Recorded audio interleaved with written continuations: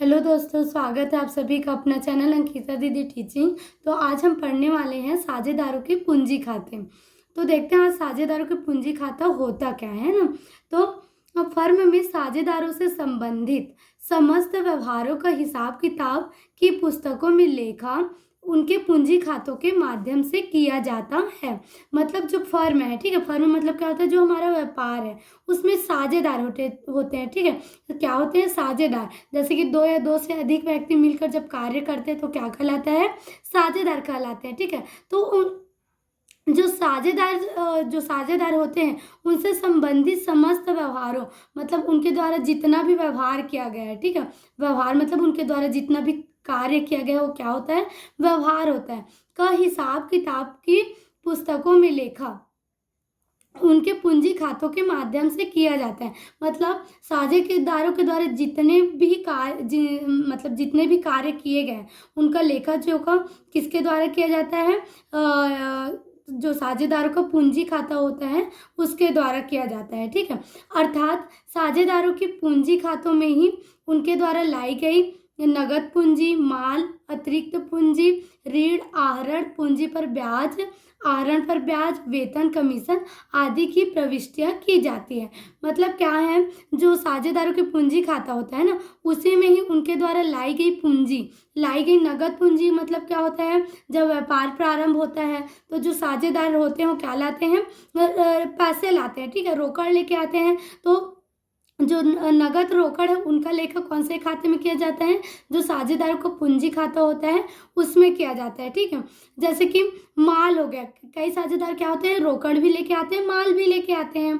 तो माल का भी लेखा किस में किया जाएगा, जो साझेदार का पूंजी खाता है उसमें किया जाएगा, ठीक है। और अतिरिक्त पूंजी क्या होता है, जैसे व्यापार प्रारंभ किए तो 50,000 लेके आया पूंजी, और जैसे व्यापार के बीच मतलब बीच में ना, मतलब व्यापार जिस वर्ष में चल रहा है उसके बीच वाले समय में यदि व्यापार को मतलब अतिरिक्त पैसे की आवश्यकता पड़ती है तो जो साझेदार फिर से पैसा लाता है व्यापार को चलाने के लिए, तो उसको क्या बोलते हैं, अतिरिक्त पूंजी। तो अतिरिक्त पूंजी का भी लेखा किस में होगा, जो साझेदारों का पूंजी खाता होता है उसमें होता है, ठीक है।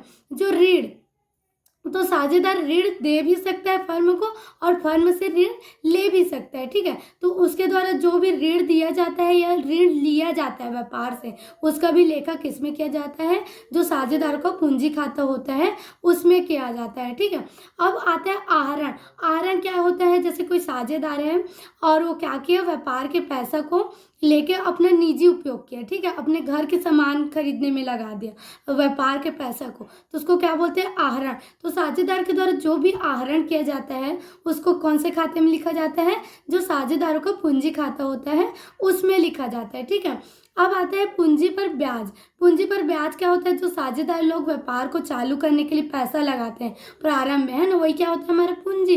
तो जो भी पूंजी होता है ना, तो उसमें यदि हमारा जो संलेख है उसमें ऐसा समझौता हुआ है कि जो भी साझेदार पूंजी लगाएंगे उसमें क्या होगा, ब्याज दिया जाएगा। तो जो भी पूंजी पर ब्याज मिलेगा उसका भी लेखा कौन से खाते में किया जाएगा, साझेदारों के पूंजी खाते में किया जाएगा, ठीक है।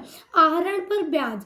अब आहरण क्या है, जो साझेदार अपने निजी उपयोग किया वो क्या है, आहरण। अब आहरण करेगा साझेदार तो व्यवसाय उसको अपना पैसा फ्री में तो नहीं देगा, है ना, उसके बदले में कुछ ना कुछ तो उसको लाभ चाहिए ही। तो क्या करेगा, जो भी साझेदार आहरण किया है उसमें क्या लेगा, वो ब्याज लेगा, ठीक है। तो आहरण पर ब्याज का भी लेखा किस में होगा, साझेदारों के पूंजी खाता में होगा, है ना।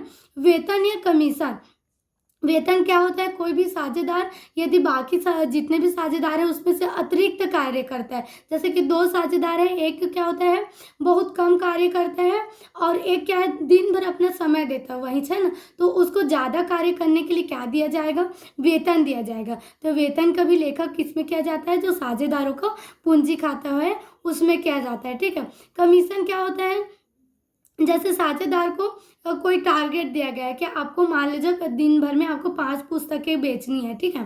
तो साझेदार क्या किया, 5 पुस्तक तो बेच लिए प्लस 6 पुस्तक बेच दिया ना, मतलब उसको टारगेट कितना मिला था 5 बेचने का, लेकिन वो बेचा कितना, 6 बेच दिया। तो उससे व्यापार को लाभ हुआ ना। तो जो अधिक कार्य किया हुआ है ना, मतलब कार्य ज़्यादा किया, 6 बेच दिया तो अच्छा कार्य किया ना, तो उसके लिए जो अतिरिक्त पैसा दिया जाएगा उसको क्या बोलते हैं हम, कमीशन बोलते हैं ना।